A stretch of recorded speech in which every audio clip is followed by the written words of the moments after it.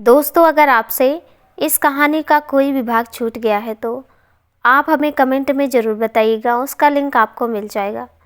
कहते हैं जब पैसा आ जाता है इंसान पर तो वह पैसा पागल को समझदार और समझदार को पागल बना देता है। यही हुआ आंचल के साथ।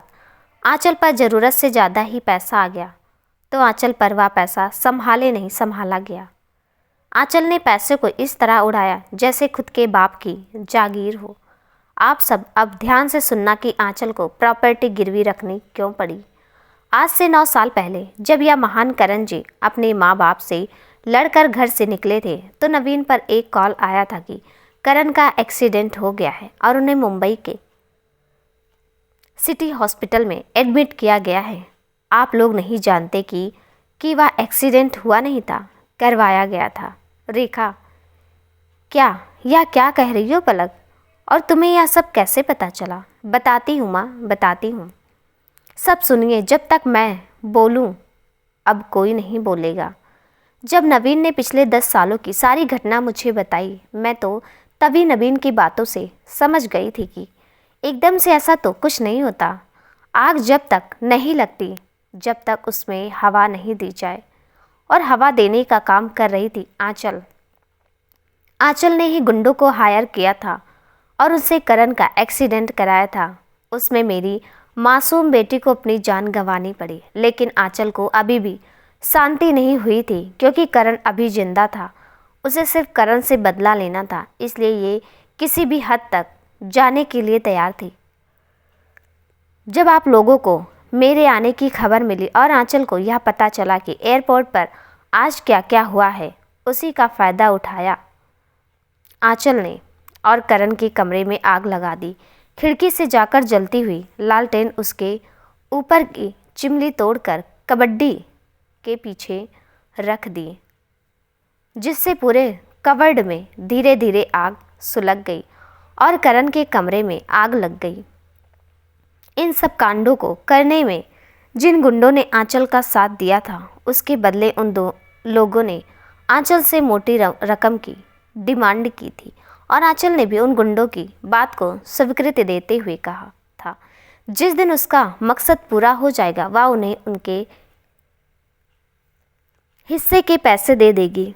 जब करण हॉस्पिटल में एडमिट था तो वह गुंडे आंचल के पास आए थे और उन्होंने अपने हिस्से के पैसे मांगे। उससे पहले भी वह गुंडे कई बार आकर आंचल को धमका गए थे कि उन्हें उनके पैसे अब ज़रूर चाहिए। जब आंचल के कुछ समझ में ना आया तो आंचल ने प्रॉपर्टी ही गिरवी रख दिया और उन गुंडों के पैसे चुका दिए। आंचल ने जिसके पास प्रॉपर्टी गिरवी रखी थी उसके सिर्फ आंचल को 2 दिन का समय दिया था कि अगर उसने 2 दिन में पैसे नहीं चुकाए तो वह आंचल की प्रॉपर्टी को किसी भी बेच देगा, क्योंकि उसे 2 दिन में ही लंदन जाना है। आंचल ने सोचा कि वह 2 दिन में पैसों का इंतजाम कर प्रॉपर्टी को छुड़ा लेगी, लेकिन मैंने और शिवम ने आंचल को इस तरह घुमाया कि उसे पैसों का इंतजाम ही नहीं करने दिया और दुगने पैसे देकर सारी प्रॉपर्टी मैंने खरीद ली। आंचल नवीन कपाड़िया, अब आप कौन से ससुराल जाना चाहोगी? आंचल, मतलब कहना क्या चाहती हो तुम? पलक, मैं तो बस इतना ही कहना चाहती हूँ। कौन सी जेल जाना चाहोगी? Indore jail, Simbhaoli jail, Tihar jail, Jaisalmer jail, कौन सी जेल जाना पसंद करोगी? आंचल, मुझे माफ़ कर दो पलक, मुझे माफ़ कर दो।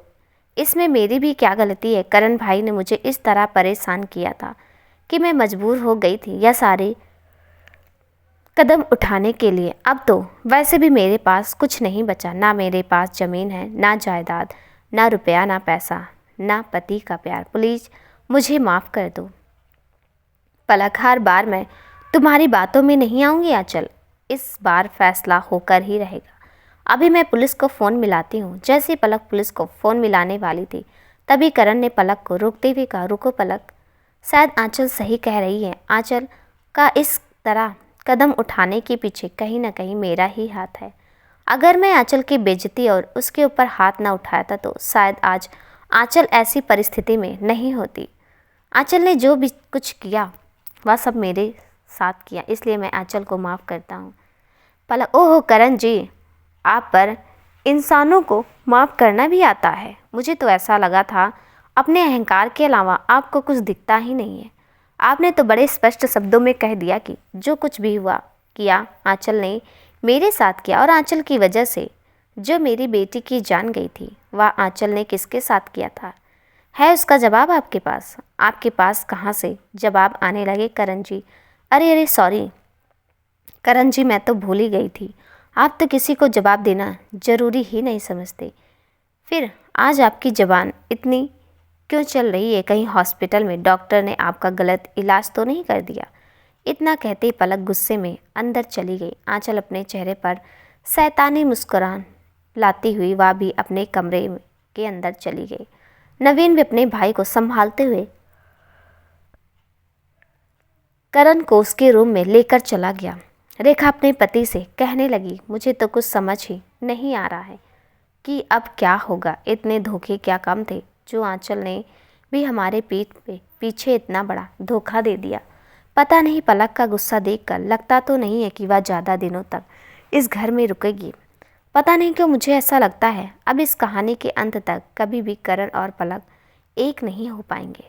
मिस्टर कपाड़िया, मैं जानता हूँ घर के हालातों को देखकर इस समय कुछ भी नहीं कहा जा सकता। इस समय हमारे दोनों बेटों की ज़िंदगी में एक तूफान ही चल रहा है जो शांत होने का नाम ही नहीं ले रहा। आंचल को एक बच्चा चाहिए, लेकिन वो नहीं जानती कि वह कभी माँ नहीं बन सकती। और करण पिछले 9 सालों से पश्चाताप की आग में जल रहा है। पता नहीं मेरे बेटों की ज़िंदगी में क्या लिखा है, लेकिन एक बात तो साफ साफ नज़र आ रही है कि करण और पलक शायद कभी एक नहीं हो पाएंगे। अगली सुबह सब एक साथ डाइनिंग टेबल पर खाना खाने के लिए बैठे थे। तभी वहाँ पर आकर पलक ने कहा, मैं आप लोगों को एक बात बता देना चाहती हूँ। आज दोपहर तक नैना यहाँ आ जाएगी। जब तक नैना यहाँ पर रहेगी उसे मेरे और करण के रिश्ते के बारे में नहीं पता चलना चाहिए, और उसे यह भी पता नहीं चलना चाहिए कि पिछले 10 साल से मैं यहाँ नहीं थी। पलक की यह बात करण से उड़ती उड़ती सुनाई, क्योंकि उसके पैर में बहुत ज़्यादा दर्द हो रहा था और वह किसी को बताना भी नहीं चाहता था कि उसके पैर में दर्द हो रहा है। बस करण ने इतना ही सुना कि नैना आने वाली है। नैना का नाम सुनते करण बहुत खुश हो गया और कहने लगा, सच पलक, नैना आने वाली है? मुझे तो पहले से ही पता था। मेरी बहनें मुझसे ज़्यादा देर तक नाराज़ नहीं रह पाएंगी। आज नैना घर आ रही है, शायद कल अनाया भी घर आ जाए। नैना ने तो सब मुझे माफ़ कर दिया है। तुम देख लेना, एक दिन अनाया भी मुझे ज़रूर माफ़ कर देगी।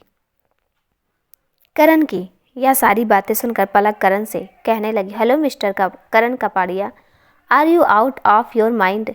इतने अच्छे कर्म थोड़ी ना की है तुमने जो तुम्हारी बहनें तुम्हारी घर आएंगी। मेरी बहन नैना घर आ रही है, समझे तुम? मेरी बहन। करण, ओहो, तो मेरी साली साहिबा आ रही हैं। पलक, मेरी बहन से ज़्यादा बकवास करने की कोई ज़रूरत नहीं है, समझे तुम? और उसके सामने ना ही ज़्यादा टसन दिखाने की ज़रूरत है। एक बात ज़रूर याद रखना, बार बार नहीं बताऊंगी, मेरी बहन को हमारे रिश्ते के बारे में नहीं पता चलना चाहिए। इतना कहने के बाद पलक अपने कमरे में चली गई। थोड़ी देर बाद पीछे से नवीन पलक के कमरे में गया और कहने लगा, भाभी, क्या आप अभी तक भाई को माफ़ नहीं कर पाई हो? मैं अपने भाई की साइड लेने नहीं आया हूँ। मैं बस इतना कहना चाहता हूँ, मैंने भाई की आंखों में आपके लिए बेइंतहा मोहब्बत देखी है। जब आप यहाँ नहीं थी, मैंने जब जब भाई को देखा था तब तब उनकी नज़रें सिर्फ आपको ढूंढती थी। नवीन को बीच में रोकते हुए पलक ने बोलना शुरू कर दिया, मैं जानती हूँ नवीन, तुम्हारे भाई ने पिछले 10 सालों में क्या क्या कोशिश की और क्या क्या नहीं की। और रही बात ढूंढने की, तुम हर बार कहते हो ना कि भाई ने पिछले 10 सालों में आपको बहुत ढूंढने की कोशिश की थी। उसके लिए मैं तुम्हें बता देना चाहती हूँ, अगर मन से ढूंढो तो भगवान भी मिल जाते हैं, और तुम्हें मैं नहीं मिली।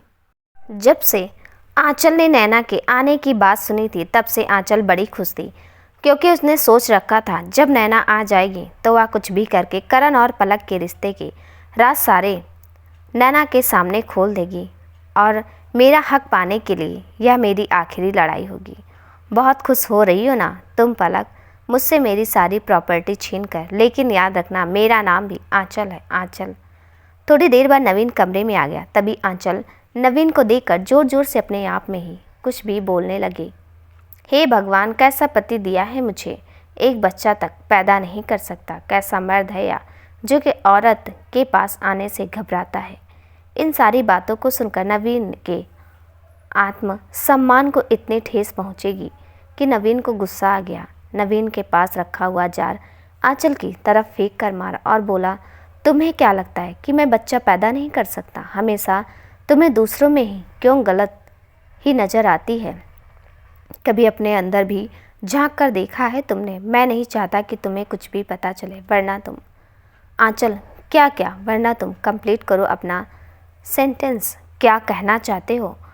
आचार्य और नवीन इतने ज़ोर ज़ोर से लड़ रहे थे, वह सारा घर इकट्ठा हो गया। नवीन, तुम सुनना चाहती हो ना कि मैं तुम्हारे पास क्यों नहीं आता? मैं नहीं चाहता कि तुम्हें सच्चाई का पता चले। मैं तुम्हारी तरह निर्दयी नहीं हूँ। आंचल, कहना क्या चाहते हो? साफ साफ कहो। नवीन, तो सुनो। जिसे पहले नवीन आगे कुछ कह पाता, तभी पीछे से रेखा ने नवीन को आवाज़ दी और कहने लगी, नहीं नवीन, तुम आगे कुछ भी नहीं बोलोगी। तुम आंचल को कुछ नहीं बताओगे। आंचल को इस सच के बारे में कभी पता नहीं चलना चाहिए। आंचल, कैसा सच? कौन सा सच? किसको सच?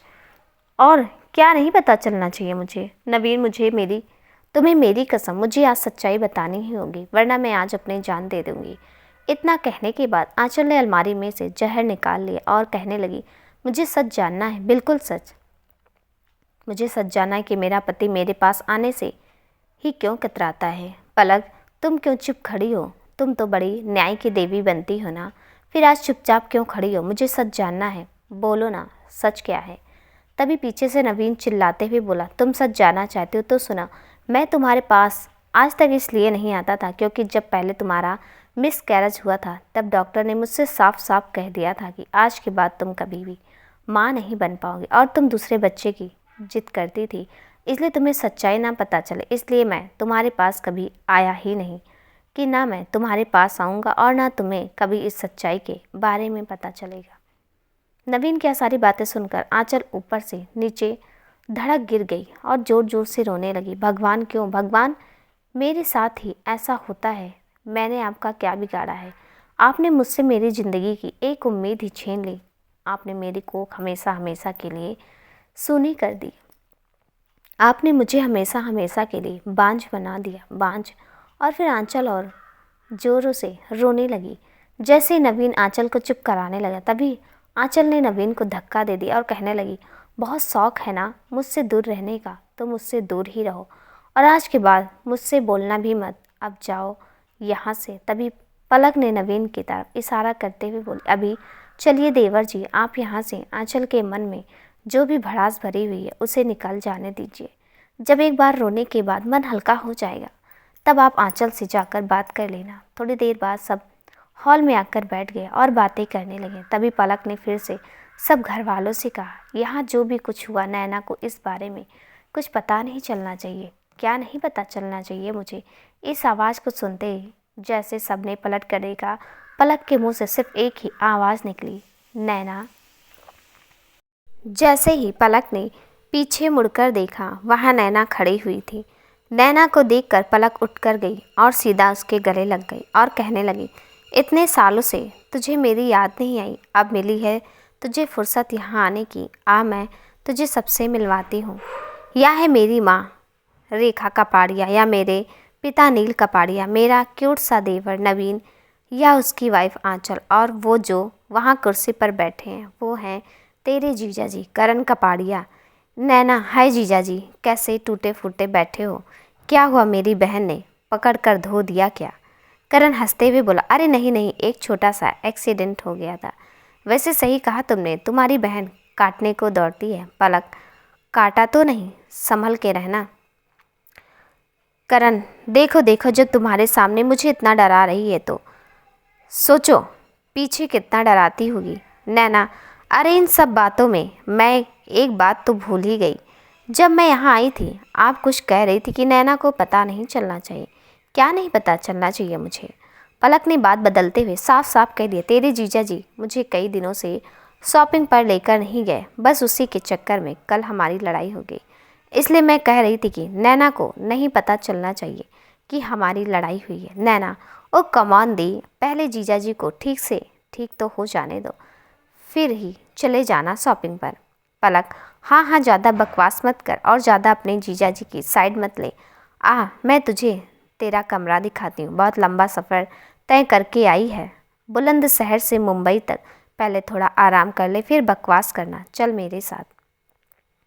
आंचल को जब से इस बात का पता चला था कि पलक ने सारे घर वालों से उसके और करण के रिश्ते के बारे में और 10 साल के बीच के फासले के बारे में नैना को कुछ ना पता चलना चाहिए, जब से ही आंचल बड़ी खुश थी, क्योंकि आंचल ने डिसाइड कर लिया था कि कुछ भी हो जाए वह कुछ ना कुछ करके नैना के सामने सारी सच्चाई जरूर लेकर आएगी और उस सारी सच्चाई को इस तरह दर्शाएगी जिससे चारों तरफ से पलक की ही गलती नजर आए और यह मेरी ज़िंदगी की आखिरी लड़ाई होगी। शाम के समय सब डाइनिंग टेबल पर खाना खाने के लिए जा रहे थे। जैसे ही आंचल ने देखा कि नैना भी नीचे ही आ रही है, वह तभी अपने अलमारी में से अपनी गोद भराई की एल्बम बेड पर रख और कमरे के दरवाजे खोल जानबूझकर जोर जोर से रोने लगी और कहने लगी, काश मेरे बच्चे आज तुम मेरे साथ होते। शायद भगवान को यह मंजूर ही नहीं था कि मैं भी माँ बनूं, मुझे भी माँ बनने का सुख प्राप्त हो। हमें तो दोनों देवरानी और जेठानी को माँ बनने का सुख मिलकर भी नहीं मिल पाया। जैसे ही नैना ने यह सारी बातें सुनी तो वह आंचल के कमरे में चली गई और कहने लगी, दीदी आप क्यों रो रही हो? और यह एल्बम, यह किस चीज़ की एल्बम है?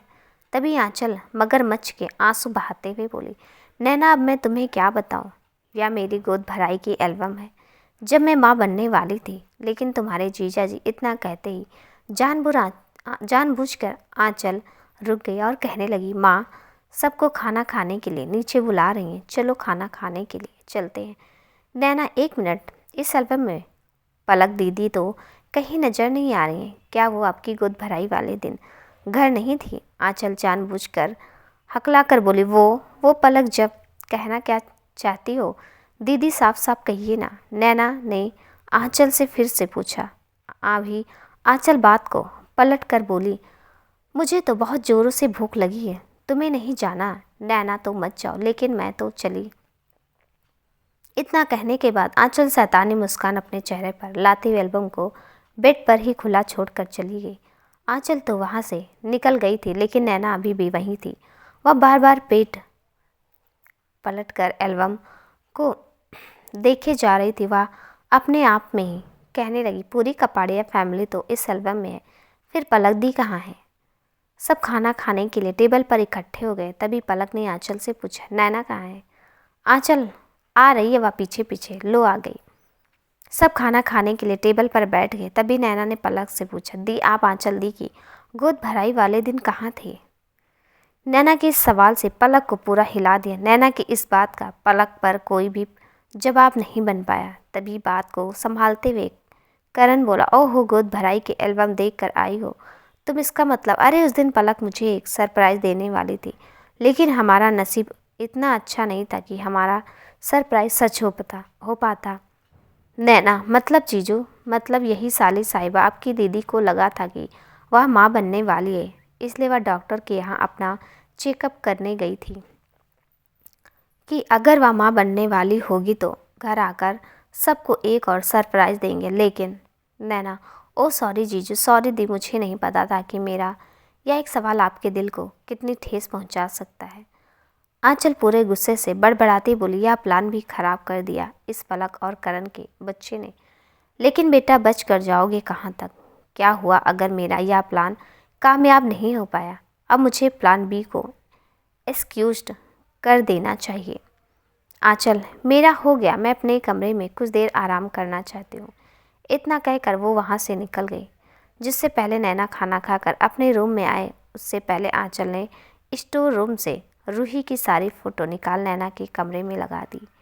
अब आंचल को इंतज़ार था तो नैना के कमरे में आने का। इधर आंचल इन सब कामों में लगी पड़ी थी और उधर नवीन नैना पर अपना दिल हार बैठा था। जब से उसने नैना को पहली बार देखा था, वह बस उसी के बारे में सोचता रहता था।